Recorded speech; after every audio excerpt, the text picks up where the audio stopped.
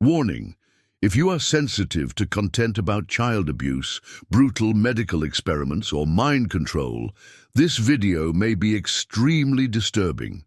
What you're about to hear are real, documented facts about one of the darkest programs in American government history. If you have a history of trauma or are under 18, it might be better not to continue listening. This is not fiction. This is not a conspiracy theory. This is the reality of a 9-year-old girl whose name was Linda MacDonald.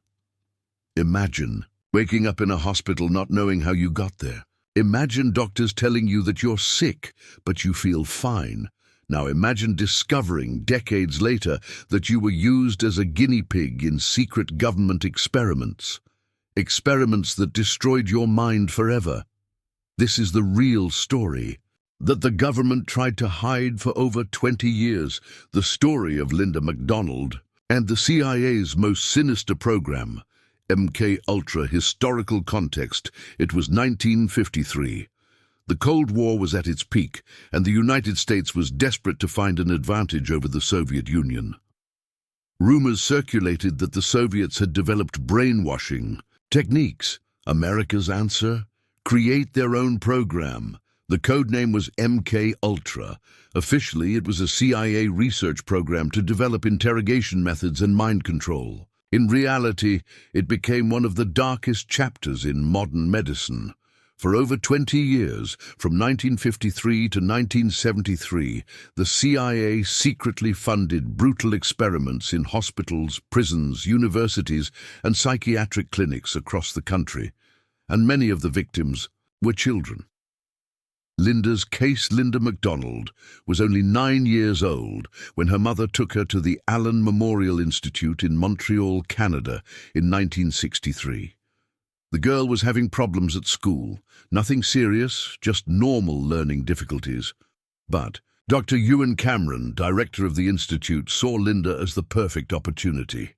Cameron was being secretly funded by the CIA through a front organization.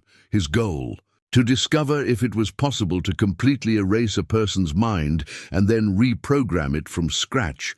Linda was admitted with a diagnosis of behavioral disorder. Her parents were told she needed a few weeks of treatment.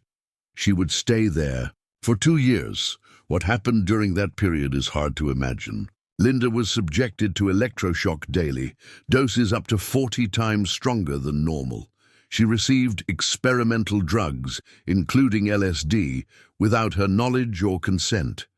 She was forced to stay awake for days, listening to repetitive recordings through loudspeakers.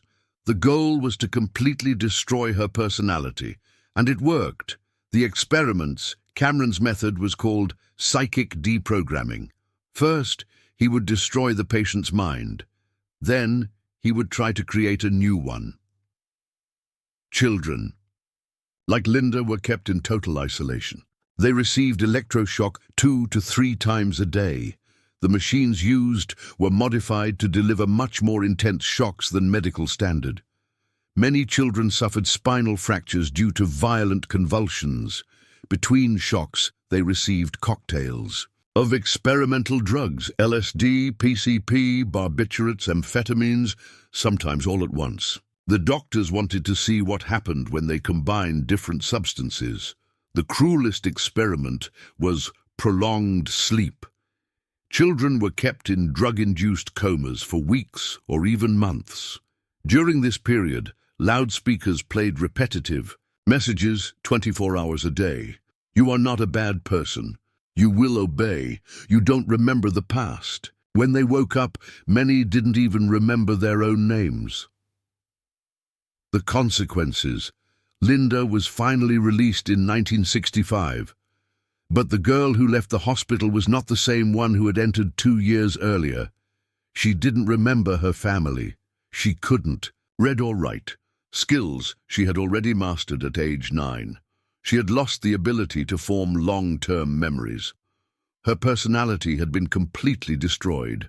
Her parents were told that Linda had had an adverse reaction to treatment. Nothing more was explained. Linda grew up as a different person. She was never able to form lasting relationships. She suffered from severe depression and anxiety. She had constant nightmares about men in white coats, but she didn't know why. For decades, she believed she was mentally deficient, that there was something fundamentally wrong with her. Discovering the truth in 1988, Canadian journalists began investigating the Allan Memorial Institute. Secret CIA documents were discovered, revealing the true purpose of the experiments. Linda, now 34, learned for the first time what had really happened to her. She wasn't mentally deficient. She had been a victim of brutal government experiments. She discovered she wasn't alone. Hundreds of patients, many of them children, had been subjected to the same horrors. Some never recovered. Others committed suicide when they discovered the truth. Linda sued the Canadian government and the CIA. After years of legal battle, she received compensation. But money could never restore the lost years or heal the trauma. The larger program, Linda's case, was just a small part of something much larger. MK-Ultra involved 185 researchers at 80 different institutions. Prestigious universities like Harvard, Stanford, and Columbia participated. The experiments included LSD testing on psychiatric patients without consent, extreme sensory deprivation, ritualistic, sexual abuse to create multiple personalities, attempts to create programmed assassins. Through trauma, thousands of people were used as guinea pigs. Many were vulnerable: psychiatric patients, prisoners, orphans. People no one would question if they disappeared or changed. The program was only exposed in 1975 when a congressional investigation revealed its existence. But by then, most of the documents had been destroyed by order of the CIA director. Final Reflections. Linda MacDonald died in 2019 at age 65. She never fully recovered from the experiments, but she dedicated her final years to exposing the truth about MK-Ultra. Her story forces us to confront a disturbing reality. Some of the brightest minds in medicine and science participated in experiments that violated every imaginable ethical principle. In the name of national security, the American government sanctioned the torture of its own citizens. Innocent children were psychologically destroyed to test theories about mind control. And the most frightening part, we'll never know how many other Lindas are out there, people who suffer from unexplained trauma, fragmented memories, destroyed personalities, never knowing the true reason. The MK-Ultra program may have officially ended in 1973, but its victims carried the scars forever.